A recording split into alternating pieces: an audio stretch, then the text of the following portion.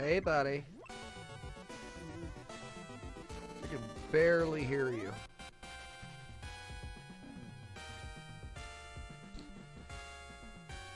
Time for the old 5-minute sound check.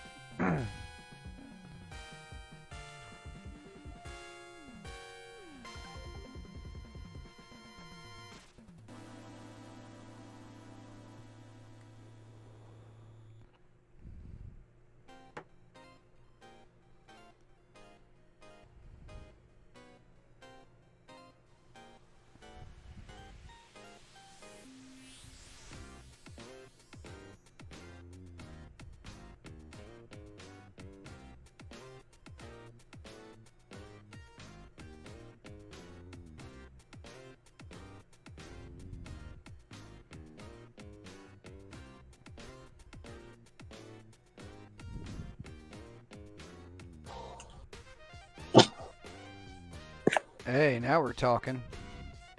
Is that better? Yeah, it's almost too much better. Bring you down a little bit there. I don't know why my headphones work everywhere else, but It's the curse of the live streamer. Are you excited? When was the last time we did show together, Peas? I don't know, more than a year, I think.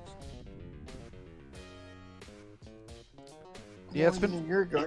Yeah, it was a year ago that we all had that meeting with each other, and we said that we were gonna do weekly meetings, and then we never spoke to each other again.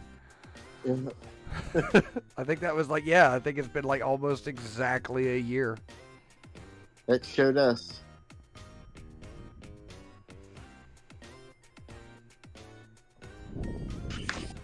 Well, I got my coffees and my ciggies and a little bit of. Well, I backed off frop while I'm looking for jobs. I took a little bit today, but it's I don't want to have more than like once a week because I want to be able to flush myself out if I need to go take a test to get a better job. So I'm being responsible. And that's gay. Responsibility is gay. Not that there's nothing wrong with being gay, because there's nothing wrong with being responsible. But yeah, it's gay. So I found this ad where I can get the Rolling Stones studio album vinyl collection that we normally retails for $6.99 for $49.99 retail. I'm sure it's fucking legit. Yeah, I just watched it for the articles. How do they fucking do this stuff? How is this even allowed? Which stuff? It's just Black Friday Superstore. First of all, that's racist. Why? Because but Black Friday is a positive thing. It's good to be black on Black Friday, right? Just got all this stuff that is like, here's an Audio Technica AT key. It's just a total scam site. I should fucking send them money just to see what the whole process is. Have those tiny Chinese fingers package it up for you and send it out on a boat, and you'll get it 6 months later. Wow, what a bargain! It'd be little fucking pieces of vinyl with no grooves on them. They look exactly like cover. Goodbye. Very fancy. All right, I'm going to bring the background music down for a moment here. You're going to start the opening intro. You ready, Peas? Here comes the intro. Okay. Welcome aboard. Finchuli. What the hell is that? Why are you in the back seat? Who's driving? Oh, it's an automated system. Alright, well, if that thing drives itself, what the hell did you need me for? Hey, little boxy thing. Pads. Pads, right? What are we, sponsored by Kotex? Okay, pads. What's going on here? I'm following the fastest non-stop route to the GP's signal in Vegas. To ensure continued locomotion, please execute these comedy directives. Wait a second. I'm trapped in a van with Dr. Faux and a talking alarm clock, and I think you're gonna make me do? That's right. It's time for the show! Time for the show! Time for the show! Time for the show! Let me out!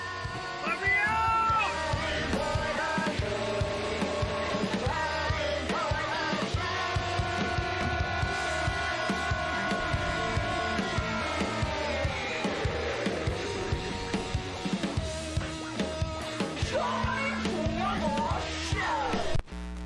Broadcasting live from Sub-Basement Studio 27, deep in the heart of the hypercore, right here in the future capital of the Spanish Empire, former Spanish Empire. This is America's California. It's Orlando, Florida. It's time for the show. Oh, man. I am out of shape. I'm Dr. Fox. I'm broadcasting to you episode 217 of Time for the Show. And it wouldn't be Time for the Show if we didn't engage with just the most handsome of our pals. He's your bestest friend and mine. Give it up for easy squeezy Reverend Peasy. Say hi, Hello. Hi, Peas. Hi, Peas. It's very exciting to be on the show. You know, I did my agent, you know, because of course now that I'm a big Hollywood movie star, my agent suggested that I shouldn't do podcasting radio anymore because I'm too big for it. I'm too famous. I'm too out of control handsome. And it's just a matter of time before my movie career takes off. And you're probably talking to a pre-Oscar nominee, potential winner. I don't want to get ahead of myself, but yeah, I'm pretty famous. How you doing, Fox? I'm getting ready to be internet famous. I've been trying to get more acts for the show done. Really, I was planning on trying to do a performance, my first live performance. I don't know how many years. Possibly, I think we did 2018 to 2019, 2020. I forget when exactly the show started. But it's been years since I've been up on stage and done anything. I've been preparing. You can see I've brought the old chin scruff back out, a little bit of the old Georgia peach fuzz. My head, not entirely clear, but I'll probably be doing that. But yes, your classic Dr. Fox version like 2.3 will be making his return to the stage in some capacity. But I don't have a band, Peas. I don't have a band. I don't have anybody to yell at on stage. But I will tell you this much: the great thing about having a computer backup band is that they show up to rehearsal on time and mostly sober. Mostly. Did you ever have a band, Peas? Did you ever play out? Yeah. Yeah. Well, you know, I had a band, but we never played out. We always wanted to play someplace. But the problem was none of us could sing and play. And it was a power trio. And we also had the tendency to play like a song for 3 or 4 hours. And so it was difficult to find a gig that would be like, the people would sing out, "Free Bird," and we would play it, but we would play it for like 6 hours. And it sounded nothing like Free Bird. It would be a totally different song, but every now and then to remind people that it was Free Bird, I would step up to the microphone and go, "Free Bird!" And then I would do the boom, boom, boom, boom, boom. Because, I was a bass player. And probably surprises a lot of people because I'm so melodical. But it was bringing the heavy bottom to the Dead Relatives. That was the name of my band. Bringing that heavy bottom, keeping the group tight together. And we played together for about 4 years. If you recall, my first appearance at X Day even the mighty Reverend Stang, the wisest sacred scribe that the Church of the Subgenius has, Still has. remarked about my bass playing abilities. And here's the thing that people don't understand. I've not played with some of the greatest bands in the world.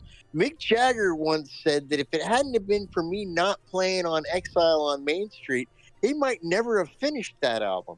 So, I've contributed a lot to rock music over the years and in many different genres. I'm considered the sixth Beastie Boy. A lot of people don't know that. I hadn't picked it up. I knew that you were a total beast, though, Pease. A handsome beast. Something out of a Shel Silverstein book or something like that. I got to tell you something. If my genitals still worked, I would have a hard-on for February 11th right now. Yeah? Yeah. Do you know why? No. Why? Why would you have a hard-on for February 11th? Here's the thing. A lot of people don't know what you and Orson Welles have in common. Other than incredibly high blood pressure? Well, there's that. But there's also, you're both known for writing, producing, and directing your own films. And if I'm not mistaken, Time for the Show, the movie, is going to have its world premiere at Will's Tavern or Pub? It's pub. Will's Pub. It's Will's Pub in Orlando, Florida, future capital of the Spanish Empire. And it's just going to be fabulous. I believe the Rubik's Cubes or the Pubix Rubes are playing there. It's both those bands, I think, are playing there. Nice guys. Nice guys. It's going to be a spectacular thing. And a lot of people don't know this, but earlier I alluded to being somewhat a movie star. I am in the movie in a major role. Very large capacity, yeah. Oh, yeah. I believe. I don't want to say starring. I believe you're the first person we see in the movie. It's quite possible. I believe you're the first and last person that we see in the movie. And here's the thing. It's an exciting time for me and all of us here at 6428 Dobie Peak Drive, Las Vegas, Nevada 89108. And the only regret in life so far is that we weren't able to make address. We weren't able to make the premiere in Orlando, Florida at Will's Pub. But nonetheless, I'm hoping to maybe phone in or be there in spirit. But I know the rest of the gang are all going to be there, and it's just going to be a fabulous time. I'm really playing because I'm don't thinking about it. It's the best way to handle this situation. I don't need that kind of stress right now because we're less than 2 weeks out, and the bill keeps growing in both capacities. The people showing up and how much I'm having to spend. But Elvis Martini is coming, and we're going to screen the short film that his production company made. I forget if it was a part 2FA or 2A. I have to look at it again. But free beer only at Time for the Movie. It's a great opportunity to take about that.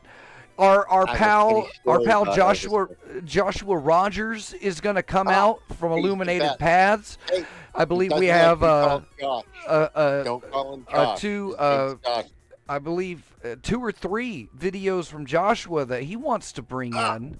That's 2 music videos. Now, if you remember, Pease, Rubik's Cube, and I collaborated on the Channel Surfer X compilation album about a year and a half ago from Illuminated Paths, featuring the kicker Stupid Bitch's Wedding. So that's a poem written by Pease. Let's all go to the Stupid Bitch's Wedding. Well, I think I summed it up just a little bit. I had to take some artistic liberties with that Pease. But that did get out on an album that also featured the return of horrorcore hip-hop legend Dr. Octagon. Dr. Octagon has not made any new material in years. I'm not talking about Cool Keith. I'm talking specifically about Dr. Octagon. So this is a major album to come out in the hip hop, vaporwave, and noise communities. So check out Channel Surfer X, available at Illuminated Paths. Josh was also the one that made all the Feast of the End Time cassette tapes, and I have sent the files over.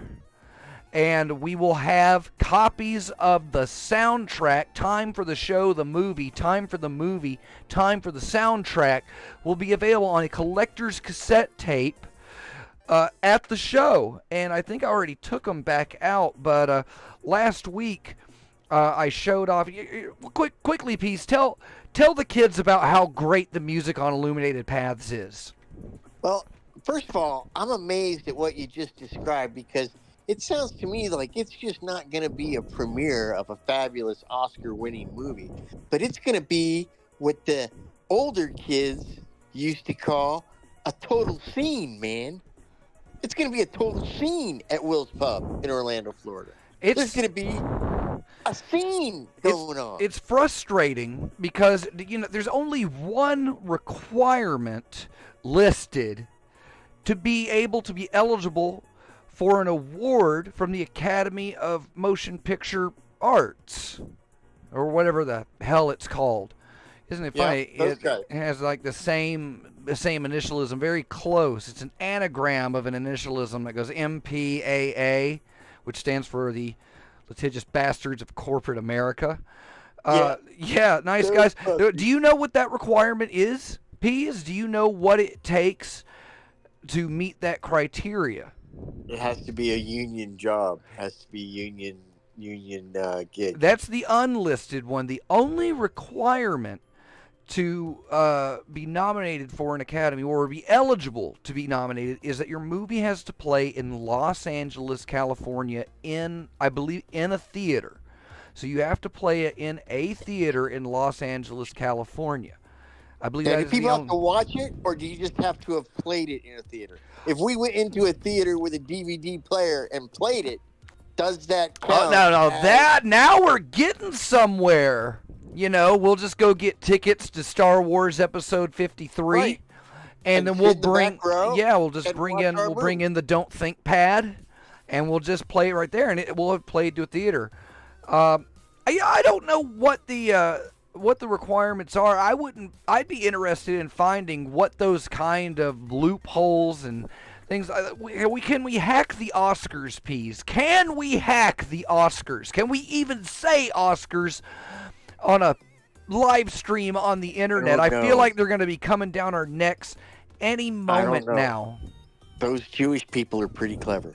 Yeah, well, I mean, they did find the tunnels where they keep the awards, so you gotta watch out for that. Also appearing at the show, I showed these last week. These are shirts that I screen printed, and then Agnes B from Chaonautics R&D actually put this psychedelic color tie-dye on that. Look at that, even around the logo on the back there. This is phenomenal. I've only got a few of these. And one of them has a standard hypercube. The other one, look at this. These are actually a little hard to find now. But that is the metallic ink silkscreen Don't Think. And what's great about this one is it's centered. You can. I keep all of the offset shirts, the ones that I screw up, and I wear those. And I have one that I'll put on. And I guess while I was out there sweating in my sweatshop, I was able to take care of my weight a little bit better. It looked a lot better on me when I was still in kind of Johnny Bravo mode, but now it looks like someone tried to put a turtleneck on a hippopotamus. I saw a picture of you from about 10 years ago, and you truly did have. First of all, you had some hair. Yeah. And you did have the Johnny Bravo look, and I think that's one of the times where you got a mob so upset with you they almost killed you.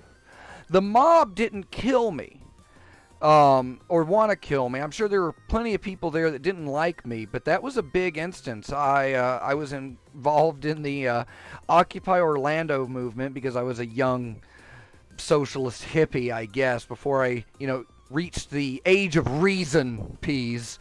And I'm not particularly proud of what I did back then. It was interesting, but I did get phone calls and emails of people saying that they were gonna, I don't know if necessarily kill me. I'd have to look at it, but there were people like sending harmful threats and mean messages to me.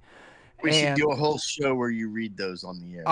I'm sure I got rid of them. Now I've got a bucket of hard drives somewhere around here. I think it's over in the satellite bay, but we have like all of my hard drives from the past 10 to 15 years. And so what I need to do is I need to take them to a data recovery specialist. But that costs money. I'm pretty sure a few of them I know what to do. I would need to rewrite the master boot record. But I'm scared. So I'd rather just take it to somebody. But I kind of I want to pay them once they retrieve my data, Cosmic could probably do it. Cosmic would have some styrofoam and an X-Acto blade, and he could do it in a couple minutes. It's funny. I have every one of Bucket of Hard Drive's albums, and it's really great. Great band. Music. Yeah, great band. Fabulous band. I don't know if we have a band name for this week, Peas. The kids in the Discord, the Hypercom, which you can join at timefortheshow.com. Click the Discord button. I don't know. I think we might have got a band. I don't think that we got a band name this week, but we might have gotten one last week, and we could, if so daring, somebody could send in their idea for a band name. And look at that! I just got a message from old Scrub Aduli there asking what's the head count looking like for the premiere. And I had been doing some counting of dim heads, though. Now we have 50 chairs. I want to fill all 50 of those chairs. If we were what are you going to fill them with? Hopefully butts. Chickens. Yeah, we might have to stop by the farmer's market and pick up. I don't know if we might just have to settle for rotisserie chickens, but for every empty chair, we'll put a rotisserie chicken in there, and like that counts as a butt. Which do you think is funnier? Which? Live chickens or rotisserie chickens? And I feel like at some point you should tell people, you know what? We're not letting anybody sit in the chairs. We are only putting. I'm going to say rotisserie chickens are funnier. Now we could go get a pork shoulder. Chickens. I could slice up a pork shoulder, and that would count as a butt in every seat, right? I don't think pork shoulder is nearly as funny as rotisserie chicken. What if do we need to put googly eyes, little Muppet eyes on the chickens? We just set them on the chair. And just don't explain it. Don't explain it. Just there's 50 fucking chickens on 50 fucking chairs, and everybody, all the human beings have to stand around to watch the movie. And then at the end, you could be like Oprah and say, "Everybody gets a rotisserie chicken," and that's how you throw a party in Florida. Well, the hope that I had was that we were going to fill all of those seats by a certain time. And I believe there's a few left that have not been claimed. If there was a certain time for the show, you could tell people. What do you mean? Well, you said you hope that people would sit in the seats at a certain time. Well, that would be awesome. That's the whole premise of the show. Time for the show.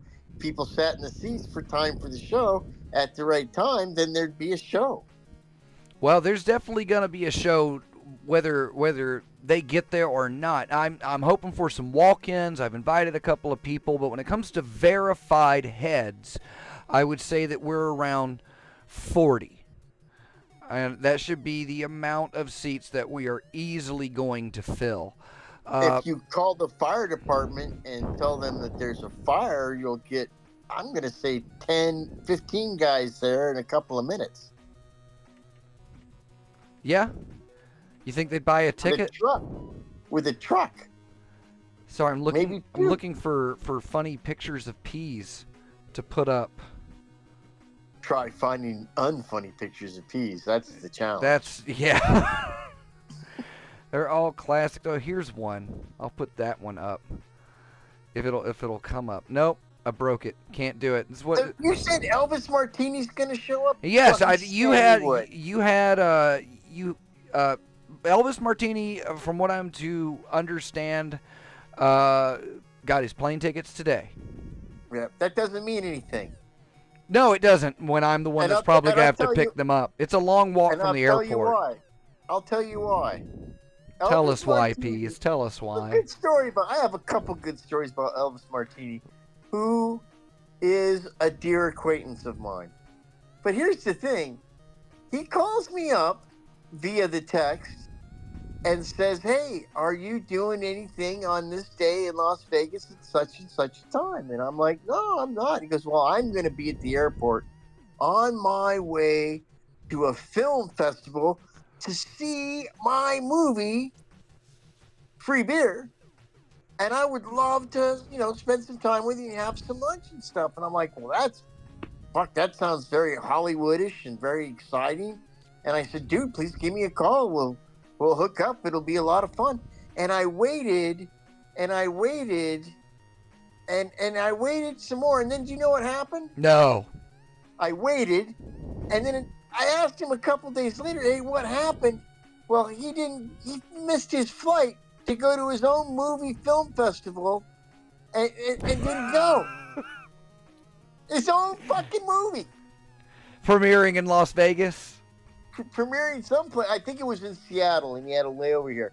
But he didn't even make the flight to Las Vegas for Wow. the layover because he just didn't get out of bed early enough. Wow. It's almost a Fid Chuli level of sloth. Yeah. If you think about it. But yeah, so that's Fid one Chuli of came mine. out of the womb asleep. Yeah. Hey, shut up, man. Everybody be quiet. The light's too bright. And then he immediately peed in the toilet. into the doctor's microphone. Yeah. Over the microphone. Crescendo. That's what we like to call it around here. The old Crescendo. urine crescendo. Is that a Crescendo band? is Urine Italian. Crescendo? It's That Italian one's not for bad. win. What do you think about that one, Peas? Do you think Urine Crescendo is a band? I think that is a Italian senator. In Italy or here? Yeah. No, in Italy. In Italy. How do you spell crescendo, Peas?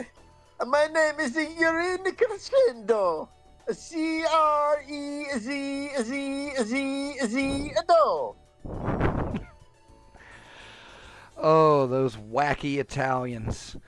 I'm not big. They're so silly. Yeah, With their pastas and their sauces and their whatnot. cultural appropriation.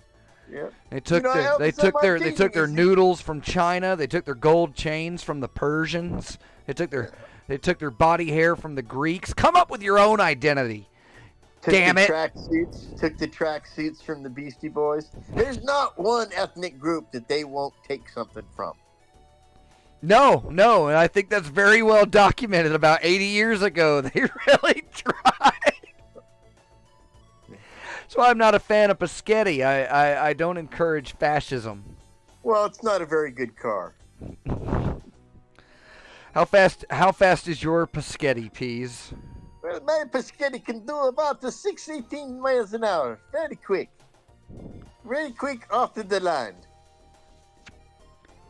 She's the fastest spaghetti car. I want to go back to it, Peas. How are we going to hack the Oscars?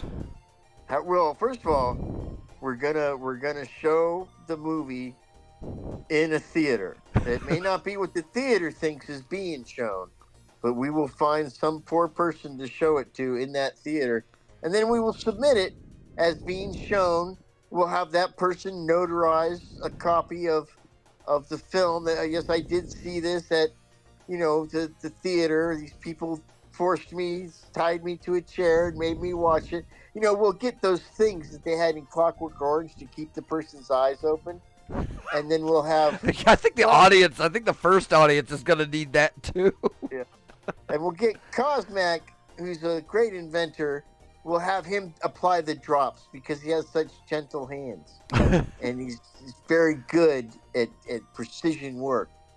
Now, is there an official drink for the movie? Have we thought that much into the marketing scheme that we've developed a mixologist mixaroo?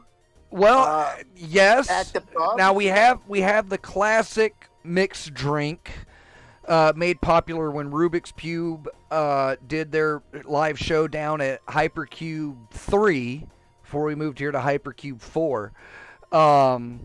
And that was the Nigerian Prince, which was bourbon and yoo-hoo.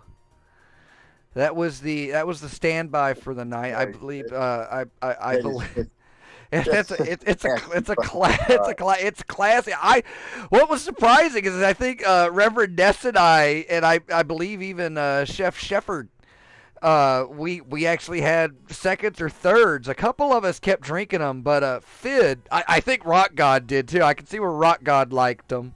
I think everyone tried them and had at least two, except for Fid. He was vehemently opposed to ingesting the Nigerian Prince. Well, that sweet you know cream. why that is. No, why? Well, because yoo-hoo, which is, as everyone knows, made with milk whey, is actually has some nutritional value. And Fid Julie was worried that would shock his body because, as we all know, Fid exists on a diet of cigarette butts and Heineken beer. Yes. And so, putting something healthy like chocolate milk whey into his system, he might fucking just explode. We just don't know. He was, I believe at one point, Fid was he had gotten a case of Soylent, and I think it was like the powder, so I think he was actually mixing Soylent powder into his beer. And that might have been, that's probably why he got so soft. He soyed up on us, Peas. Well, I think Peas, Fid went woke. Fid went woke for a little while because he found himself something that worked. And, of course, if you all remember the big fiasco with Fid Chuli and their pronouns, I don't even think we had enough time on a live stream to cover his delicate sensibilities. Fid's become, I wouldn't say he's become gentler, he's just become softer. But with that, he's become twice as aggressive. He's like a marshmallow you've toasted over an open flame just long enough. He's got that callous exterior, but on the inside it's all cream pies. It's all cream pies inside of Fid. Here's the thing you got to remember. Once you pull aside that charred, burnt aspect of the marshmallow that is Fid Chuli, and you indulge in the gooey chewiness of it, all that's left is that hard, sharp stick of an Irishman from Baltimore. And that's just sharp and pointy enough to blind you. You can actually light Fid on fire in an elevator in Baltimore, and it's only a $50 fine. That's correct. It's on the books. Where's your favorite place to smoke up a Fid Chuli, Peas? Well, here's the thing. Yeah, I'm sure this is going to disappoint a lot of my legions of fans, but Peas has been multiple legions. Legions, yes, like Rome, legions. But the Peas has not done any form of nicotine for 14 months. Hasn't had a drop of liquor for 10, and hasn't smoked drop in 4 months, and is leaning into the sobriety of life very, very hard since his bout with the deadly demon of cancer. So I don't know that I could take the soft, gentle hand caress of Fid Chuli upon my body any longer, just because the proximity of having his skin touch me would more than likely give me some kind of contact hippie high of some kind. Although he has mellowed since he started getting a regular piece of ass. I will say that for him. He says fuck much less often and hasn't been arrested in at least 6 days. Well, I think the last time that Fid was arrested, it wasn't even by a real, honest-to-goodness police officer. I believe the last time Fid was arrested, yeah, I think he had a super trooper come up on him, and he was handcuffed. And this is a true story.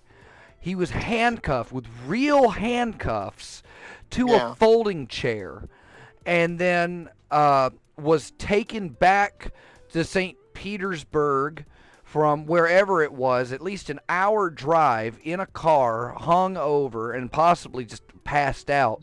The driver of the car then left him on the streets of St. Petersburg, handcuffed to a chair.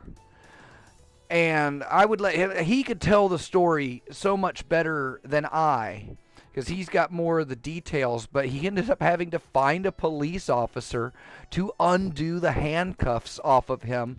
And I believe he was also in the bear onesie that Susie the Floozy gave us years ago. I've still got mine. It's got a nice cigarette burn down at the bottom. But, yeah, he was dropped off in a bear suit onesie, handcuffed to a chair, right outside of the Pride Festival in St. Petersburg, Florida, I believe, the day of or after Halloween. So, yeah, that was quite a... I don't know that story. I feel like... I didn't do it justice. You really need Fid here to proclaim and exclaim all of the bizarre goings-on leading up to that situation. It's a better story if he tells it, and I apologize to the kids at home for wasting your time with such a ridiculous attempt at an amusing anecdote. Well, you know that I don't know if Fid would be comfortable me telling people this, but if you remember the show HR Puffin Stuff, Fid is the child actor Jimmy. And I thought he was the flute. He is one of them. I forget. He did the voice of Jimmy, but he was the flute in the pocket because he's that thin. A lot of people don't understand that Jimmy was a marionette, and the like a ventriloquist dummy that was manipulated by the talking flute, which of course was the thin Fid Chuli. The thin white douche. Yeah. Matter of fact, that lawsuit he's got against the David Bowie estate is still in litigation. The only defense that Bowie's had is that Fid technically isn't white, being Irish. No, he's not, and that's. And I believe he'd have a case against David Bowie there, because isn't he like their mortal enemy? Isn't he a Britlander? It's true. Well, a lot of people don't know. Do the Irish hate the British? Is that how it works? Yes, it is. Fid Chuli is the palest black man on the planet. Like Payless Shoe Source? That's correct. That's what it's named after. Urine Crescendo Peas. Is it a band? I'm going to say, you know what? I think it is. I think that 4 or 5 homosexuals did get together and make a barbershop quartet, and they decided it would be funny to call it Urine Crescendo. Well, I think I'm going to say yes, it is a band. I want to agree with you for similar premises. I honestly think, or I honestly don't think, that Urine Crescendo is not a band, because I believe they are a band, but I feel like if it's I feel like it's like freestyle jazz of the wettest form, spit valves open, boys. Urine Crescendo. I'm gonna say it is a band as well. So we're playing for a null point here, but we're gonna look it up. Let's go ahead and bring it up on the big screen here. All right, kids, we'll type in Urine Crescendo. Spell crescendo, P's. It's a C and an R and an E and an S and a Z, a Z, a Z, a Z, a do. Gotcha. All right. urine crescendo. The first result I get is from the National Institute of Health about bladder sphincter dyssynergia. DSD. Dyssynergia? Bladder sphincter. Bladder sphincter. Yeah. Bladder sphincter. Now there's a band. There's a band. Bladder sphincter dyssynergia, also known as detrusor sphincter dyssynergia, DSD, or neurogenic detrusor overactivity, which is anybody on Twitter, heyo, is a condition that causes lower urinary tract symptoms in patients with spinal cord injuries and neurological disorders. You have to add, the objective in diagnosing it is applying advanced urodynamic testing techniques such as cystometry and pressure flow studies to aid in diagnosing and monitor bladder sphincter dyssynergia. I think we've got some. Yes, yes, I absolutely can. Yes. Can you imagine going to school and spending like $250,000 to become a doctor, and your specialty is urine flow pressure? Like yeah, that sounds about like 4 foot-pounds of urine pressure right there. The average monkey can do about 17 foot-pounds of pressure. Human beings can only do about 4, and my grandpa can do 0.3 ounces. Wow. Well, while I was in the back tabs, P's, I looked up urine crescendo band and urine crescendo music, and it turns out that it's not a band. However, I did find a video labeled P stimulation music, sounds for nature, ambient water music to stimulate urination. Is this what the Japanese toilets play when you sit down? Because you got to sit down to pee in Japan, right? What's the proper way to urinate in Japan, P's? It only looked like we sit down because we're so small.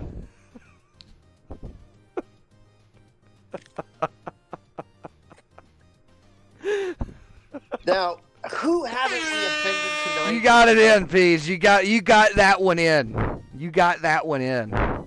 Yeah. Are you proud of yourself for that one? Well, they're my little pals to the east. I miss them. Here's the thing. It's a nation of Boy Scouts. Yep.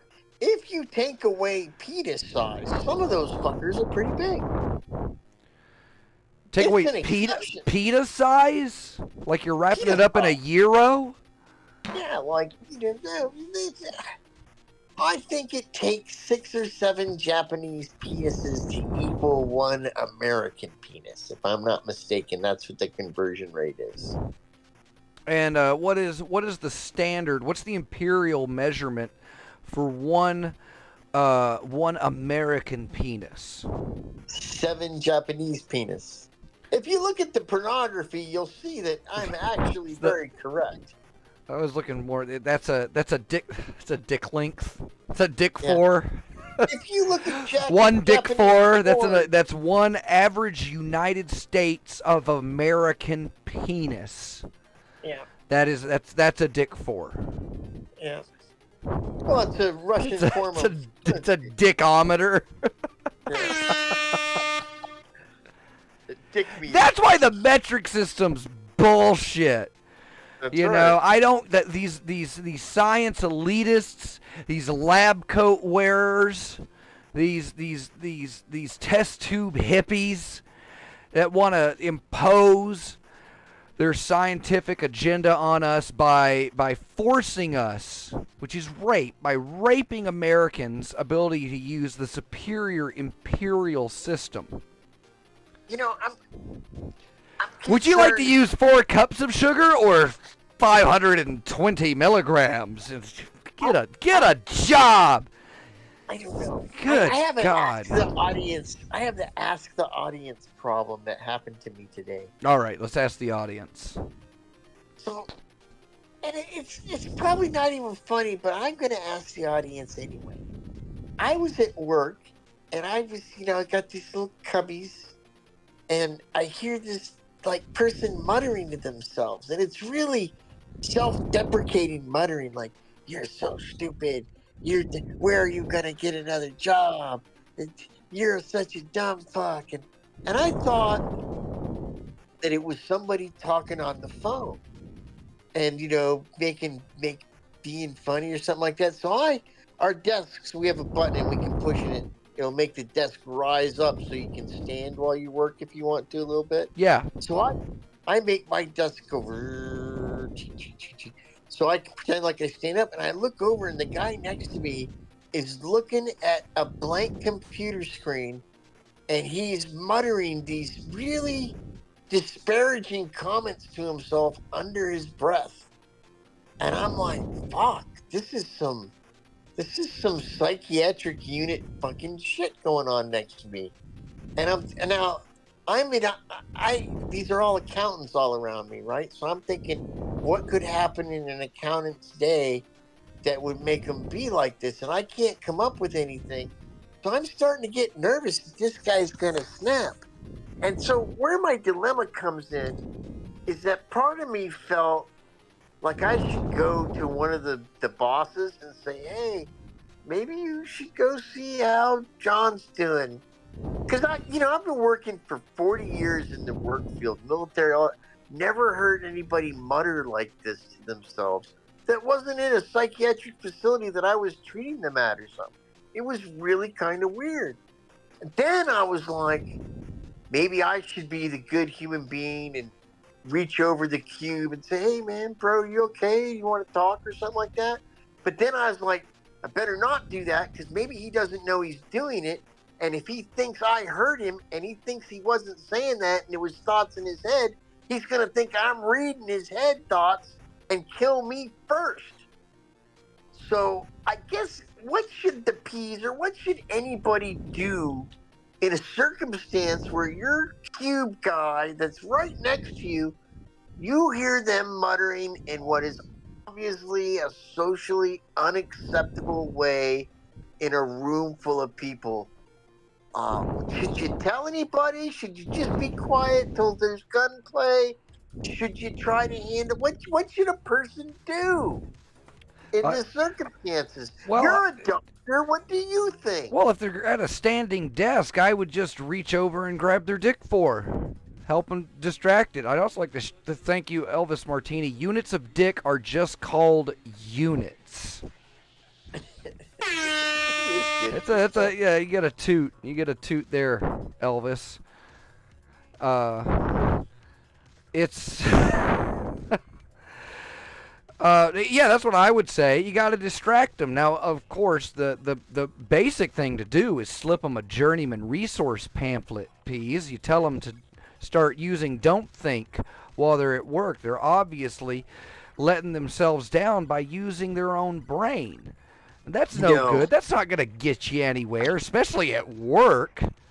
When they did a biography of me, I apologize. I don't know if you said it or if I missed it, but this guy's over and he's making disparaging remarks under his breath to himself. What had happened at his computer? That you don't know, or there's nothing on it. Nothing on it. He's just staring at a blank fucking screen, which is unusual because accountants usually have numbers. Now, I'm glad you asked that question, because here's what I thought as the day went on. I thought to myself, maybe he was doing a complicated accounting thing and deleted it. Yeah. And so all of his work was gone. And how was he going to account for his time and his work that he had deleted this fucking file or whatever? But I don't know. It makes me a little nervous to go to work tomorrow. It really does. And this has never happened to me in my career. Because they're going to delete your whole computer?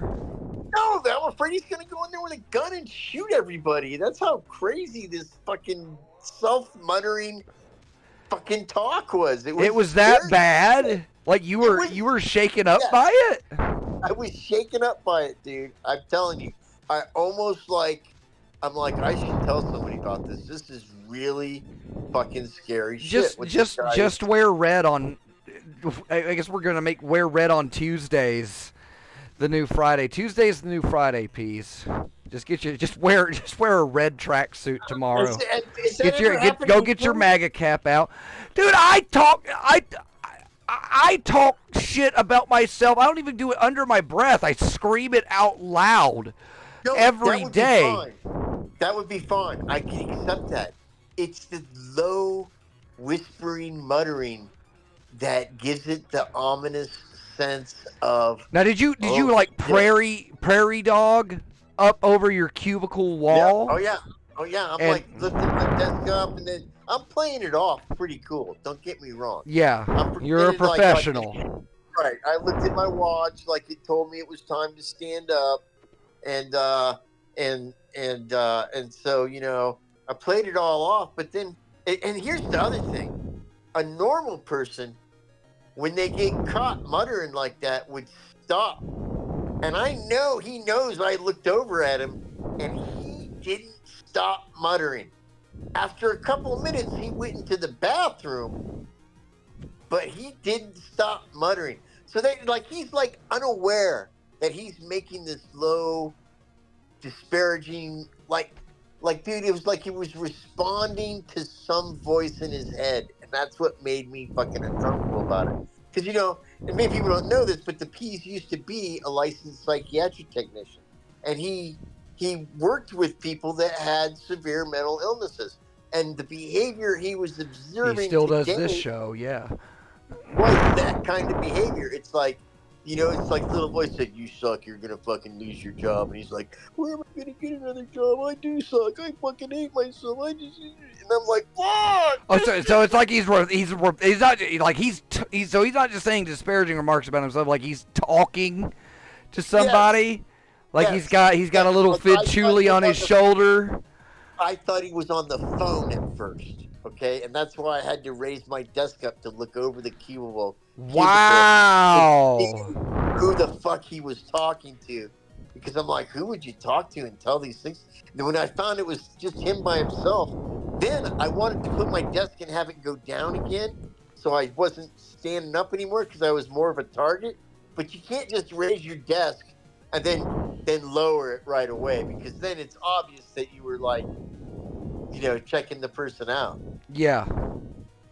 So yeah, I'm a little nervous that I'm going to go to work tomorrow and this guy's going to come in and kill everybody.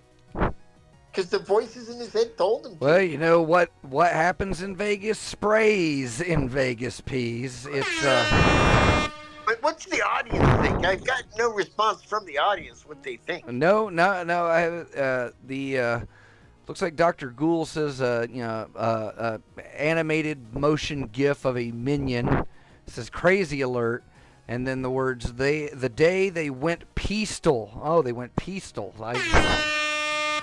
Yeah, just come to work armed tomorrow. Bring your pistol with you, and that's against the handbook. You're not allowed to bring your guns in. Joke's on you. This is a gun-free zone. That's what you tell him tomorrow.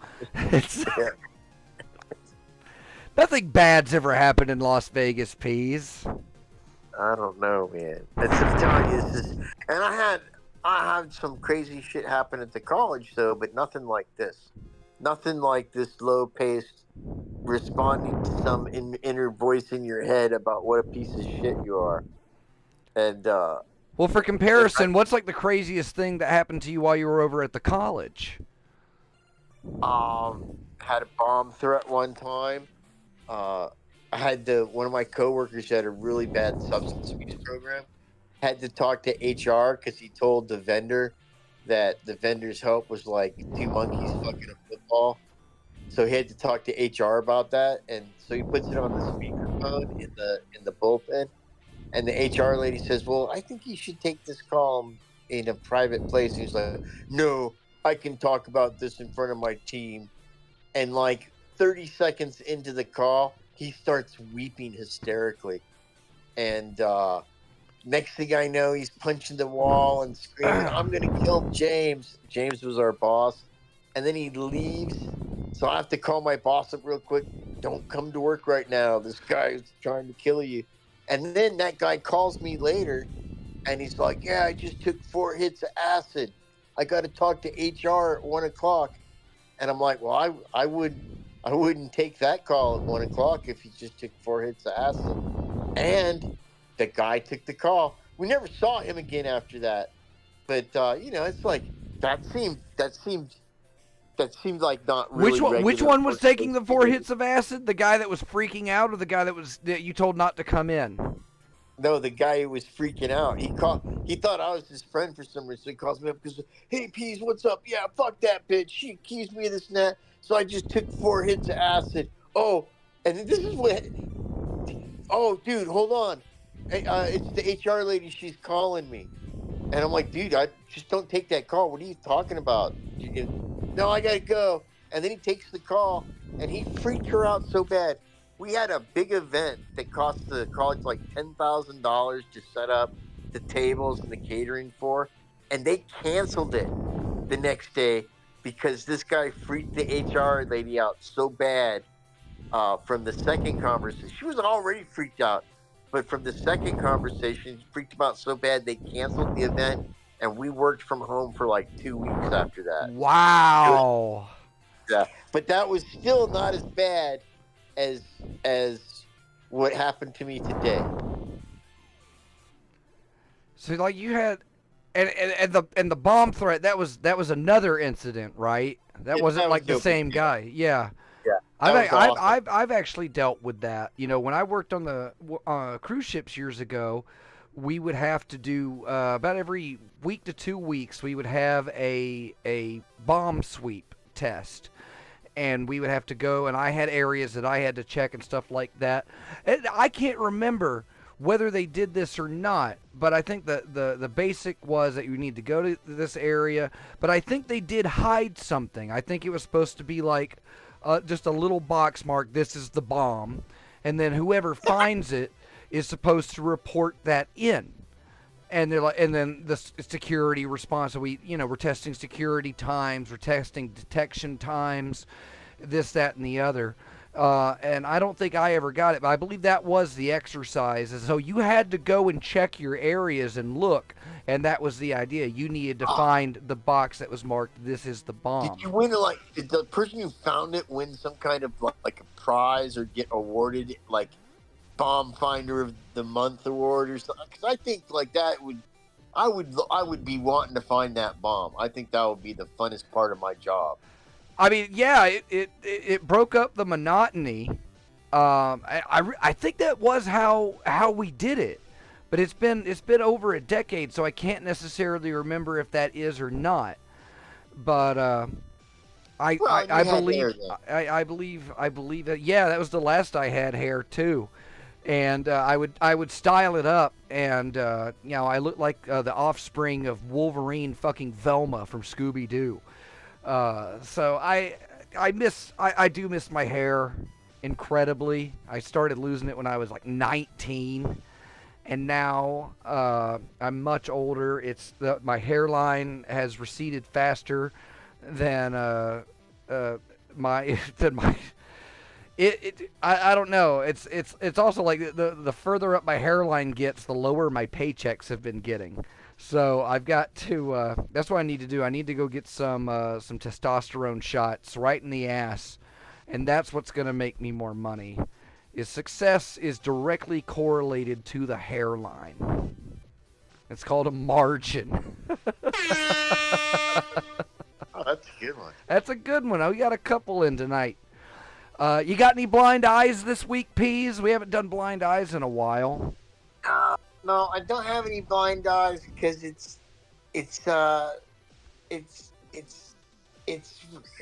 oh man, I was just butchered.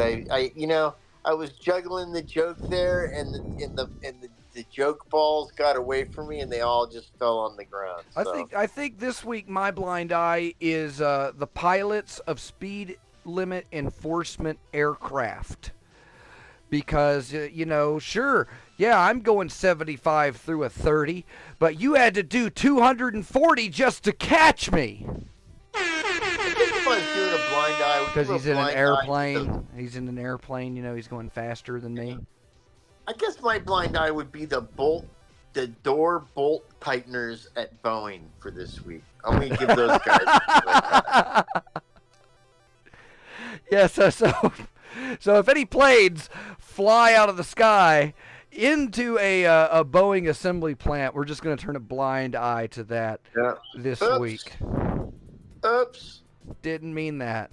We worked that into something, Peas. Well, it's the last couple of minutes. Now I get to throw it back to you one more time for my favorite part of the show, which is where you apologize for the show. Now I'm gonna get the music ready here, because we have music that it's actually, this was written and composed and played and remastered by Cosmac, the producer of Time for the Movie, which is coming up. And let me just pull this up here. It's in here somewhere, right? Where is it? It's here we go. I have it. So I'm gonna bring down our chiptune background here, and then we are going to start goodpals.mp3. You like that? Sure, it's by the Kinks. Yeah. Holy shit. It's like you remember doing the show, because I sure don't. All right. Enough of that. Take it away, Peas. Well, kids, it's the Peas. And I'm here like always, like a clock, like a steady calendar of time passing, to give you an apology. And my apology is that I'm so sorry that this is the first apology I've given since last year. It's sad when you have someone you want to hear say they're sorry week after week, and then they just don't show up and give you your apology fix. And for that, I'm sorry. I'm sorry that I'm the one who bought the box of crumbled cookies to the Boeing plant and distracted all them fellas from tightening the bolts on them windows and doors on those planes. It's not right, but those cookies are delicious. I'm sorry that tonight's show wasn't as offensive to all the groups, and that we only picked on the Jews, the blacks, and the ladies. Next week, we'll get to Puerto Ricans, Italians, and Slavs. But if it's your turn to be picked on, we'll let you know. Stay tuned for March, which is Trans Month, and we'll say we're sorry for all the terrible trans jokes that we do during that month. But we probably won't do any, because that's just too edgy, and that's Dave Chappelle's department. We like to keep it clean here on our show. After all, kids, it's a family show. And that's my apology. Nothing for urine crescendo? Urine crescendo can go pound sand. This apology brought to you by Spaghetti Car Makers. We make Italy go fast.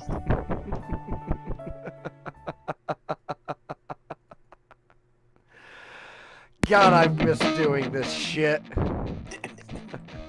Well, kids, I guess that's it for this week. I'm Dr. Fox, broadcasting to you from Hypercube Labs. Make sure to check up at timefortheshow.com, where we're uploading all of those delicious back episodes that you so desperately need. Thank you to our Patreon subscribers, Indie Mom, Anna Andrews, some guy named Frank Flanagan, Subject T Change, Hazel of the Windmills, Caller 23, and good old Dr. Reverend, my buddy Cosmac. Thank you, Peas, for joining us this week. I really appreciate you dropping in. I'm sure you're ready to go get your hungies and get into your bankies. And thank you for listening. Make sure, if you're on YouTube, hit that like button and let us know how much you enjoyed it. Or if you hated it, hit the dislike button. I don't care. Engagement is engagement. But you can subscribe and catch all of the videos that we're working on over here. A new Bad It video featuring me and Subject G Change we did earlier today. Played Team Fortress 2. That's available at YouTube at Hypercube Go. Again, you can get the podcast at timefortheshow.com. Thanks to Joshua Rogers from Illuminated Pass. Thank you to Rubik's Cube for the theme song. We'll see you next week on Time for the Show. Oh, is that what we're on?